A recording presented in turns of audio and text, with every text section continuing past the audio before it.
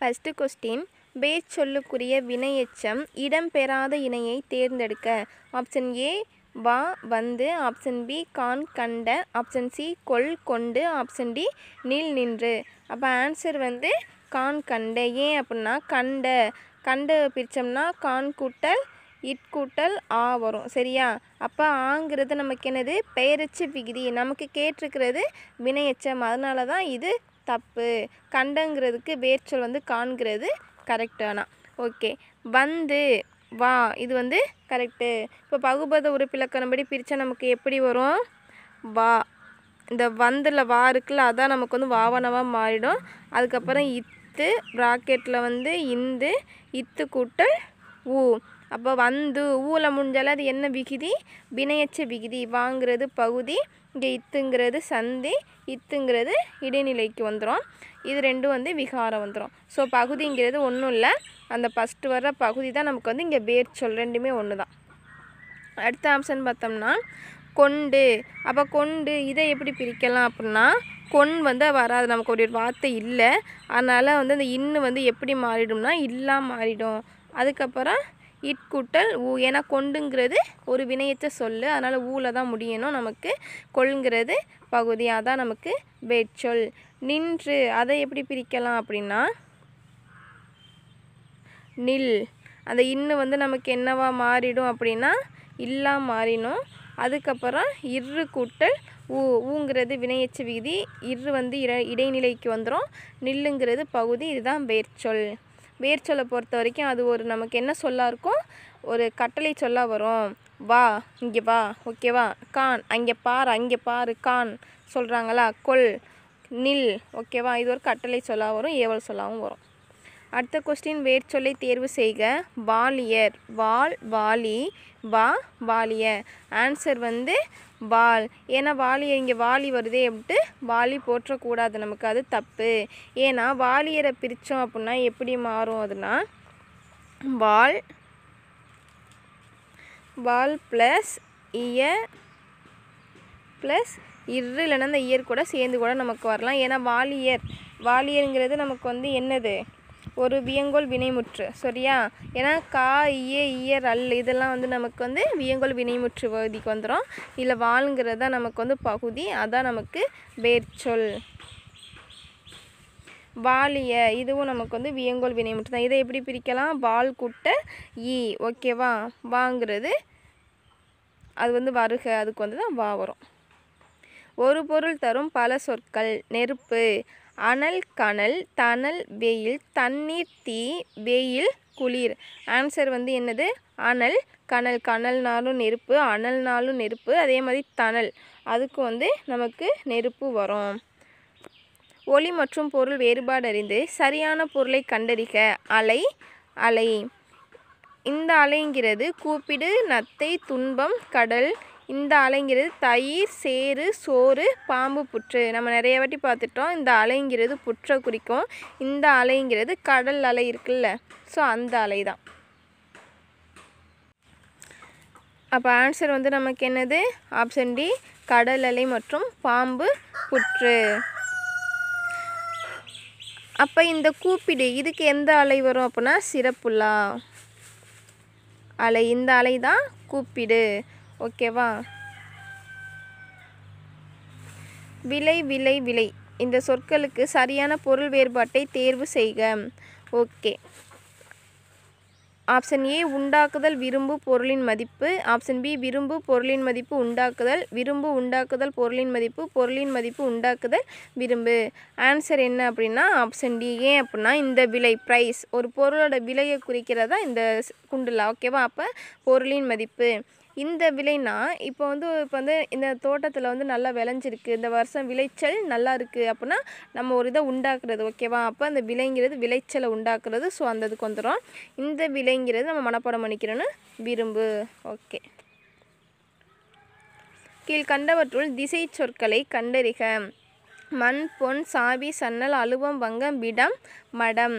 So answer வந்து என்னது? திசை சொற்கள்ங்கிறது சாவி, சன்னல். திசை சொற்கள்லாம் நம்ம 4 வகை சொற்களை பிரிப்பாங்களா? இயற்சொல், திரிசொல், திசைச்சொல், வடச்சொல். அதில் திசை சொல்லுங்கிறது பார்க்க இது வந்து தமிழ் எழுத்து மாதிரி தான் இருக்கும், ஆனால் இது தமிழ் எழுத்து இல்லை. அதாவது சமஸ்கிருதம் வடமொழி சொல் இருக்குல்ல, அதை தவிர்த்து மித்த மொழிகள்லேருந்து வந்தது தான் இந்த திசை சொற்கள். அப்போ சாவி சனல் புக்கில் இருக்குது, இது திசை சொற்கள். மற்ற ஆப்ஷன் பார்த்தோம்னா மண் பொன். அப்போ இது எதுக்கான எடுத்துக்காட்டு அப்படின்னா இயற் சொல். எழுத்து வேறு ஒழுங்கா இல்லை. இயற்சொல். இதுலேயும் வந்து 4 வரும்: பெயர், வினை, இடையுறின். அதில் வந்து இது வந்து பெயர் இயற்சொல். ஏதாவது பெயரை குறிக்கிறனால பெயர் இயற்சொல். இயற்சொல்னால் நமக்கு வந்து பொருள் தெளிவாக விளங்கும். ஓகே. அடுத்து அலுவம் பங்கம். இது வந்து அப்போ எதுக்கு வரும் அப்படின்னா திரிசொல். திரிசொல்னால் என்னது? அதாவது கற்றவர்களுக்கு மட்டும்தான் அதோட பொருள் தெரியும். இப்போ நம்ம வந்து அலுவம்னா நமக்கு வந்து இப்போ புக்கில் படித்தனால அலுவம்னா வந்து கடல், வங்கம்னா வந்து கப்பல்னு தெரியும். ஆனால் நம்ம படிக்காட்டி நமக்கு தெரியாது இல்லை. அதனால் கற்றவர்களுக்கு மட்டும்தான் புரிகிற மாதிரி இருக்கிறது தான் திரிசொல். விடம் மடம். மடம் இல்லை, விடம் மட்டும். அப்போ இது எதுக்கான எக்ஸாம்பிள் அப்படின்னா வடசொல். வடசொல்னால் சமஸ்கிருத சொல் இருக்குல்ல, அதில் உள்ளதை அப்படியே எடுத்துக்கிட்டோம்னா அதுதான் நமக்கு வந்து இந்த வடசொல். சமுதாயம் என்ற வடசொல்லின் நேரான தமிழ் சொல் மன்பதை குலாம் நெறி உண்மை. இப்போ ஆன்சர் வந்து சமுதாயம். அப்போ சமுதாயம்ங்கிறது வடசொல்னு ஃபஸ்ட்டு தெரியணும். சமுதாயங்கிறது வடசொல்லுக்கு தமிழ் சொல் வந்து மன்பதை. நெறி, நெறினா வந்து நமக்கு வழி பொருள் தரும். இதெல்லாம் வந்து நம்ம தமிழ் சொல் தான். அதே மாதிரி உண்மை வந்து நம்ம தமிழ் சொல். இதுக்கு ஒரு வடசொல் போட்டோம்னா யதார்த்தம். யதார்த்தமாக இருக்குதுன்னு சொல்லுவாங்களே, யதார்த்தம். ஸோ யதார்த்தம்னா தமிழ் சொல் வந்து உண்மை. குலாம்னா எனக்கு தெரில, ஆனால் குழுன்னு சொல்கிறாங்க. ஸோ சரியாக தெரில. பிழை திருத்தம். சந்திப்பிழை அற்ற வாக்கியங்களை கண்டறிக. ஆப்ஷன் ஏ பிற நாட்டுச் சிற்பங்களை காட்டிலும் தமிழக சிற்பங்கள் தனித்தன்மையுடன் திகழ்கின்றன. அப்போ இங்கே கண்டிப்பாக இச்சு வரணும், இங்கே கண்டிப்பாக இக்கு வரணும், இங்கேயும் இச்சு வரணும். கசதப்ப முன்னாடி வலி மிகும். அடுத்த ஆப்ஷனில் வந்து இங்கே இச்சு கொடுத்துக்கிறாங்க, இங்கே இக்கு கொடுக்கல, இங்கேயும் வந்து நமக்கு இச்சு கொடுக்கல. செகண்ட் வந்து வராது. முன்பகுதி மட்டும் தெரியும்படி அமைக்கப்பட்ட சிற்பங்களை புடைப்பு சிற்பங்கள் எனலாம். ஓகே. முன்பகுதி மட்டும் தெரிய அமைக்கப்பட்ட சிற்பங்களை இங்கே இப்பு போடலை, இங்கே இச்சு மட்டும் தான் போட்டிருக்கிறாங்க. நமக்கு இங்கே வந்து பா வரனால கண்டிப்பாக இப்பு வரணும். அப்போ 4 வந்து நமக்கு தப்பு. அப்போ எதுக்கு சரி? 1, 3 மட்டும்தான் சரி. அடுத்த கொஸ்டின், உவமைக்கு ஏற்ற பொருத்தமான பொருளை தேர்ந்தெடுத்து எழுதுக. தாமரை இலை நீர் போல. ஏமாற்றமா, பற்றுதல் இன்றியா, ஏற்றமா, இரக்கமா? ஸோ ஆன்சர் வந்து தாமரை இலையில் நீர் வச்சோம்னா அது ஒட்டாதில்ல. ஸோ எந்த ஒரு பற்றும் இருக்காதுக்கு அதுக்கு இடையில. அதனால தான் அது வந்து பற்றுதல் இன்றி அப்படின்னு சொல்கிறாங்க. இதில் வந்து ஏமாற்றமுக்கு வந்து என்ன கொடுத்தோமோ தெரியும், இலவு காத்த கிளி போல. அதான் ஏமாற்றம். பொருந்தா இணையை கண்டறிக. தாய் தந்தை உம்மைத்தொகை, பொற்றொடி வந்தால் உவமைத்தொகை, பனைமரம் இருபெயரெட்டு பண்புத்தொகை, வளர்தமிழ் வினைத்தொகை. எது வந்து நமக்கு தப்புனா பொற்றொடி வந்தாலுங்கிறது உவமைத்தொகை கொடுத்துக்கிறாங்க. பொற்றொடி வந்தாலுங்கிறது அன்மொழி தொகை. முறுக்கு மீசை வந்தார் இதெல்லாம் வந்து நமக்கு அன்மொழி தொகையில் வந்துடும். உவமைத்தொகைக்கு வந்து நம்ம என்ன போல போன்ற இது மாதிரி உறுப்பு வந்து நமக்கு மறைஞ்சி வரணும். அதான் வந்து உவமை தொகை. இப்போ தேன் தமிழ் அப்போனா தேன் போன்ற தமிழ், அப்போ அதான் உவமைத்தொகை நமக்கு. தாய் தந்தை அப்போ உண்மைத்தொகை கரெக்டு. இதுவே தாயும் தந்தையும் அப்படின்னு இன்னும் வெளிப்படையாக இருந்துச்சுன்னா அது எண்ணுமைக்கு போயிடும். இருபெயரிட்டு பண்புத்தொகைன்னா என்னது? அதாவது பனை மரத்தை பிரித்தோம்னா மரம்ங்கிறது பொது பெயர், பனைங்கிறது சிறப்பு பெயர். அதான் சிறப்பு பெயர் முன்னும் பொதுப்பெயர் வந்து பின்னும் உள்ள ஒரு பெயரை வந்து நம்ம என்ன சொல்லுவாங்க, இருபெயரிட்டு பண்புத்தொகைன்னு சொல்கிறோம். அடுத்து வளர்தமிழ்ங்கிறது 3 காலத்தையும் குறிக்கும். அதனால் அது வினைத்தொகை. வளர்ந்த தமிழ், வளர்கின்ற தமிழ், வளரும் தமிழ். ஸோ 3 காலத்தையும் காட்டுது, அதனால் அது வந்து வினைத்தொகை. சொல்லுக்குரிய பொருளை அறிக. பொம்மல்னா பொம்மையா, சோறா, பொம்மல் ஆட்டமா, பொதும்பலா? ஆன்சர் வந்து பொம்மல்னா சோறு, நமக்கு தெரியும். அதே மாதிரி சோறுக்கு வந்து வேறு என்னென்ன வரும்? அன்னம்னாலும் சோறு, அதே மாதிரி சாதம், அடிசில், இதுக்கெல்லாம் வந்து சோறு கண்டிப்பாக வரும். அதே மாதிரி இதில் வந்து பொம்மலாட்டம். பொம்மலாட்டத்துக்கு வந்து நம்ம வந்து இங்கிலீஷில் என்ன வரும்? பப்பர்ட்டி. கலைச்சொல் வரும்ல, ஸோ அதனால் சொல்கிறேன். TRY puppetry. ஓகே. பொருந்தா சொல்லை கண்டறிதல். குளிர்காலத்தை பொழுதாக கொண்ட நிலங்கள் வந்து எதுன்னு கேட்டிருக்கிறாங்க. குறிஞ்சி மருதம் நிலங்களா, மருதம் நெய்தல் நிலங்களா, குறிஞ்சி நெய்தல் நிலங்களா, முல்லை பாலை நிலங்களா? ஆன்சர் வந்து எதுக்கு குளிர்காலம் வராது, ஏன்னா நமக்கு பொருந்தா சொல் தான் கேட்குறாங்க. எதுக்கு வராது அப்படின்னா முல்லைக்கும் பாலைக்கும். ஓகேவா? அப்போ நமக்கு வந்து ஃபஸ்ட்டு என்னது? ஃபஸ்ட்டு குறிஞ்சி, அடுத்து முல்லை, அடுத்து மருதம், அடுத்து நெய்தல், அடுத்து பாலை. இதில் குறிஞ்சிக்கு வந்து குளிர்காலமும் முன்பனி காலமும் வரும். முல்லைக்கு வந்து கார்காலம் மட்டும்தான் வரும். மருதத்துக்கு வந்து 6 பொழுதுகளும் வரும். அதே மாதிரி நெய்தலுக்கும் 6 பொழுதுகள் வரும். மிச்சம் பாலைக்கு வந்து இளவேநீர், முதுவேநீர், பின்பனி, இது 3மே பாலைக்கு வரும். அவ்வளோதான். இது எல்லாமே பெரும்பொழுதில் வருமா சிறு பொழுதில் வரும்னா பெரும்பொழுது. வினைகளின் பொருள் வேறுபாடு அறிந்து பொருள் கூறு. விலை, விலை. இப்போ தான் பார்த்தோம். இந்த விலைங்கிறது என்னது? ஒரு பொருளோட மதிப்பை குறிக்கும். அப்போ உண்டாக்குதல் பொருளின் மதிப்பு, உண்டாக்குதல் பொருளின் மதிப்பு. ஸோ நமக்கு வந்து பொருளின் மதிப்பு வந்து ஆப்ஷன் பிலையும் ஆப்ஷன் டிலையும் தான் இருக்குது. அடுத்து விலைனா நமக்கு இப்போ தான் சொன்னால் உண்டாக்குதல், விளைச்சலை குறிக்கும். அப்போ உண்டாக்குதல் வந்து எதில் இருக்குது? ஆப்ஷன் டியில் தான் இருக்குது. ஸோ அதான் ஆன்சரு. எவ்வகை வாக்கியம் என கண்டெழுதுதல். கரிகாலன் கல்லணையை கட்டினான். செய்வினை வாக்கியமா, செய்யப்பாட்டு வினை வாக்கியமா, தன்வினை வாக்கியமா, பிறவினை வாக்கியமா? அப்போ ஆன்சர் என்ன? செய்வினை வாக்கியம். இதில் வந்து நமக்கு தன்வினை கொடுத்துக்கனால சில பேருக்கு குழப்பலாம். தன்வினையும் ஏன் தன்வினை வரக்கூடாது? ஏன்னா கரிகாலன் எழுவாய் தானே ஒரு செயலை செய்கிறாரு, அப்படிங்கிறது தன்வினை வாக்கியமாக வருமானு உங்களுக்கு குழப்பலாம். ஆனால் வராது. நமக்கு வந்து எழுவாய் செய்கிற செயல் வந்து அதோட பயன் வந்து அவருக்கே போய் சேர்ந்தால் தான் அது தன்வினை. சரியா? இங்கே கரிகாலன் கல்லணையை கட்டினார்னா அதோட பயன் வந்து அவருக்கு மட்டும் இல்லை, அதோட பயன் நிறைய பேர் எல்லாருக்குமே நமக்கு கிடைக்கும். சரியா? அதனால் அது வந்து செய்வினை வாக்கியம். அதை விடவும் இதில் கல்லணை அப்படிங்கிற வந்து ஒரு செய்யப்படு பொருள் வந்து வந்திருக்கு, செய்யப்படு பொருள் வந்து வந்திருக்கு. அதே மாதிரி கல்லணை ஐங்கிற 2ஆம் வேற்றுமை உறுப்பு வந்திருக்குது. அதனால் இது வந்து செய்வினை வாக்கியம்.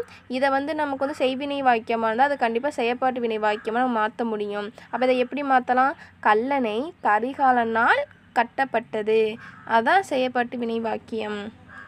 தன்வினை வாக்கியம்னா நமக்கு வந்து ஸ்கூல் புக்கில் என்ன கொடுத்துக்கிறாங்க? பந்து உருண்டது. இதுவே பிறவினை வாக்கியம்னா என்ன வரும்?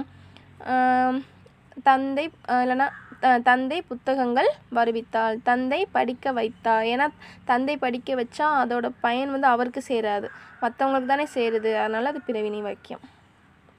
கீழ்கண்டவற்றுள் செயற்பாட்டு வினைத்தொடர் எது என கண்டறிக. ஓட்டுநராக பேருந்து இயக்கினார், ஓட்டுநர் பேருந்து இயக்கினார், ஓட்டுநரால் பேருந்து இயக்கப்பட்டது, ஓட்டுநர் பேருந்து இயக்கவில்லை. இதுக்கு ஆன்சர் வந்து தப்பாக கொடுத்துருக்குறாங்க. நமக்கு வந்து செயற்பாட்டு வினைத்தொடர்னாலே பட்டதில் முடியும். ஓகேவா? அதே மாதிரி இது வந்து கொஷின் மார்க்கில் இருக்குது, வினாத்தொடர். அதனால் இது கண்டிப்பாக வராது. லாஸ்ட்டு ஓட்டுநர் பேருந்து இயக்கவில்லைங்க எதிர்மறை தொடர், அதனால் இதுவும் வராது. ஒன்று பி வரணும், இல்லைன்னா சி வரணும்.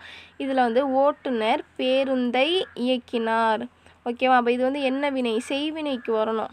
ஏன்னா ஓட்டுநங்கிறது செய்பவர், பேருந்தை அப்படிங்கிறது செய்யப்படு பொருள், இயக்கினார். அதனால் இது செய்வினை. அப்போ வந்து நமக்கு சி தான் கரெக்டாக. அதுலேயும் வந்து நமக்கு இந்த சென்டென்ஸ் எப்படி வரணும்? பேருந்து ஓட்டுநரால் இயக்கப்பட்டது. இந்த ஆர்டரில் வந்தால் இன்னும் கரெக்ட். பிறவினை சொற்றொடரை கண்டறிக. பூங்குழலி திருக்குறள் கற்றால், பூங்குழலி திருக்குறள் கற்கவில்லை, பூங்குழலி திருக்குறள் கற்றாளா, பூங்குழலி திருக்குறள் கற்பித்தாள். நமக்கு வந்து பிறவினை சொற்றொடர்னா பி போன்ற விகுதி வரணும். கற்பி, அதில் பி வருதா, அதே மாதிரி பி, இது மாதிரி வந்தால் அது பிறவினை. அதே மாதிரி பூங்குழலி திருக்குறள் கற்பித்தனா சொல்லி கொடுக்குறா, அப்போ அதோட பயன் வந்து அவளுக்கு சேராது, மற்றவங்களுக்கு தான் சேரும். அதனால தான் அது பிறவினை. இதே பூங்குழலி திருக்குறள் கற்றால்னா அவள் படித்தா அவளுக்கு நல்லது, அதோட பயன் அவளுக்கு சேருது. அதனால தான் இது வந்து தன்வினைக்கு வரும். இதே பூங்குழலி திருக்குறள் கற்றாலா அப்படிங்கிறது வினாத்தொடருக்கு வந்துடும். பூங்குழலி திருக்குறள் கற்கலைன்னா எதிர்மறை தொடர். விடைக்கேற்ற வினாவை தேர்ந்தெடுத்துதல். தூது இலக்கியம் சிற்றிலக்கிய வகையை சார்ந்தது. ஆப்ஷன் ஏ தூது இலக்கியம் எவ்வகையை சார்ந்தது. அப்போ தூது இலக்கியம் எவ்வகை அப்படிங்கிறதுக்கு தான் இந்த சிற்றிலக்கிய வகை ஆன்சர். ஓகேவா? இது ஆன்சரு. மற்ற ஆப்ஷனையும் பார்க்கணும். சங்க இலக்கியத்தை சார்ந்ததா, இதுக்கு வந்து நம்ம என்ன ஆன்சர் பண்ண முடியும்? இல்லை. அதோட இது என்ன இலக்கியம்னே கேட்கல நமக்கு, அதனால் அது கண்டிப்பாக தப்பு. தூது இலக்கியம் எக்காலத்தை குறிக்கிறது. நமக்கு இங்கே காலம் கொடுக்கவே இல்லை, அதனால் இதுவும் தப்பு. சங்கம் மருவிய கால நூல்கள் என்னென்ன? இங்கே வந்து நம்ம கொஸ்டினில் வந்து சங்கம் மருவிய கால நூல்கள் அறநூல்கள் வந்து நம்ம கொடுக்கல, சரியா? அதனால் இதுவும் தப்பு. விடைக்கேற்ற வினாவை தேர்ந்தெடுத்தெழுதுதல். எங்கள் வீட்டில் தக்காளி இல்லை. சரி, ஆப்ஷன் ஏ. உங்கள் வீட்டில் இருக்கிற தக்காளி எவ்வளவு? எங்கள் வீட்டில் இவ்வளவு தக்காளி இருக்குன்னு சொல்கிறாங்களா? இல்லை, அதனால் தப்பு. உங்கள் வீட்டில் தக்காளி இருக்கிறதா? ஓகேவா? அப்போ ஆம், இதை வந்து பார்த்துக்குங்க. உங்கள் வீட்டில் தக்காளி இருக்கிறதா? எங்கள் வீட்டில் தக்காளி இல்லை. உங்கள் வந்து எங்கெல்லாம் மாறிடுச்சு, இருக்கிறதா வந்து இல்லையா இருக்குது. ஓகேவா? இது வச்சுக்கிறணும். அடுத்தது உங்கள் வீட்டில் இருக்கிறதா, என்ன இருக்குது? தக்காளி வீட்டில் இருக்கிறதா, இருக்குது இல்லை, இது மட்டும்தான் நம்ம சொல்ல முடியும். ஓகேவா? அடுத்து தக்காளி உங்கள் வீட்டில் எவ்வளவு, இங்கே அளவுங்கிறது நம்ம கொடுக்கவே இல்லை, அதனால் இது வந்து தப்பு. அப்போ நமக்கு என்ன குழப்பம் அப்படின்னா பி வருமா சி வருமா? உங்கள் வீட்டில் தக்காளி இருக்கிறதா, தக்காளி வீட்டில் இருக்கிறதா? இங்கே உங்கள் வந்து எங்கள்ங்கிற ஒரு வார்த்தை விளாட்டி ஓகே, ஆனால் இங்கே வந்து எங்கள்ங்கிற வார்த்தை வருது, அதனால் நமக்கு வந்து ஆப்ஷன் பி தான் கரெக்டு. விடைக்கேற்ற வினாவை தேர்ந்தெடுத்தல். திருக்குறள் 1330 குறள்பாக்களை கொண்டுள்ளது. Option A. திருக்குறள் எத்தனை குறள்பாக்களை கொண்டுள்ளது? அதான் 1330 குறள்பாக்கள். ஸோ இது ஆன்சரு. அடுத்து திருக்குறள் அதிகாரம், நமக்கு இங்கே அதிகாரம் கொடுக்கவே இல்லை. அதிகாரம் எத்தனை? 133. திருக்குறள் எதற்கான குறள்களை கொண்டுள்ளது? ஸோ சம்மந்தமே இல்லை, தப்பு. திருக்குறளை இயற்றியவர் திருவள்ளுவர், ஆனால் நமக்கு வந்து கொஷின் வந்து அது இல்லை, அதனால் இதுவும் தப்பு. அகர வரிசைப்படி சொற்களை சீர் செய்க. ஓகே. கிளி, தையல், மனிதன், தேனி. ஃபஸ்ட்டு வார்த்தையை வந்து அனலைன் பண்ணிக்கிறீங்க. கி, தை, மா, தே. இதில் வந்து உயிரெழுத்து ஃபஸ்ட்டு வருதான்னு பார்க்கணும். உயிரெழுத்து வந்து எதுலேயுமே வரல, அதனால் பிரச்சனை இல்லை. அடுத்து ஆயுத எழுத்து வருதான்னு பாருங்கள், வரல. அப்போ நமக்கு எடுத்து மெய்யெழுத்தில் வார்த்தை ஸ்டார்ட் ஆகுது, அதுவும் வரல. அப்போ உயிர்மெய் எழுத்தில் நம்ம ஃபஸ்ட்டு எது வந்து காவரிசை தான் வரணும்.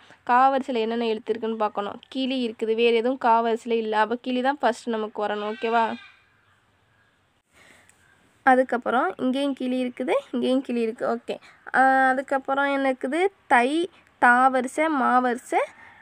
தாவில் வந்து 2 இருக்குது, மாவில் வந்து 1 இருக்குது. தா ஃபஸ்ட்டு வருமா, மா ஃபஸ்ட்டு வருமா? காஞா, சானா, டானா, தானா. தா தானே ஃபஸ்ட்டு வருது. அந்த தாவில் தேனி ஃபஸ்ட்டு வருமா, இல்லை தையல் ஃபஸ்ட்டு வருமா? அப்போ தான் தாத்தா, தீத்தி, தேத்தி அந்த வருஷம் சொல்லி பார்க்கணும். அப்போ வந்து நமக்கு எது வரும்? தேனி தான் ஃபஸ்ட்டு வரும். அப்போ தேனி, தையல், லாஸ்ட்டில் மனிதன். ஆப்ஷன் சி தான் கரெக்டு. பொறுத்துக. உழைப்புக்கு கொடுப்பது, உரிமைக்கு கொடுப்பது, கவலைக்கு கொடுப்பது, பசித்தவனுக்கு கொடுப்பது. குறள், உணவு, கூலி, விடை. ஓகே.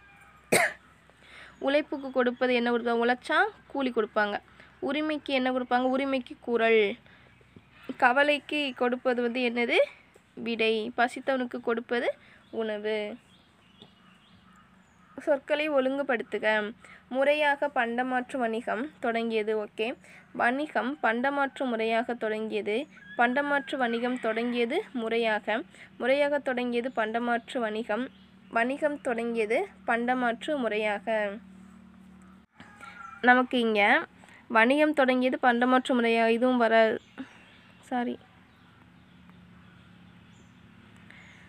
பண்டமாற்று முறையாக முறையாக ஒரு எது சொல் மாதிரி நின்றுது, நமக்கு ஃபுல் ஃபார்மாக முடியலை. மிச்சதில் வந்து முறையாக தொடங்கியது பண்டமாற்று வணிகம், வணிகம் பண்டமாற்று முறையாக தொடங்கியது. இங்கே தொடங்கியது அதான் நமக்கு வினைமுற்று சொல்லு. ஸோ அதான் ஆன்சர். சொற்களை ஒழுங்குபடுத்துக. செயற்கை நுண்ணறிவு காலத்தில் இருக்கிறோம், இப்போது நாம். ஓகே. Option A. இப்போது இருக்கிறோம் செயற்கை நுண்ணறிவு காலத்தில் நாம். இருக்கிறோம் செயற்கை நுண்ணறிவு காலத்தில் நாம் இப்போது. இருக்கிறோம் நாம் இப்போது செயற்கை நுண்ணறிவு காலத்தில். நாம் இப்போது செயற்கை நுண்ணறிவு காலத்தில் இருக்கிறோம்.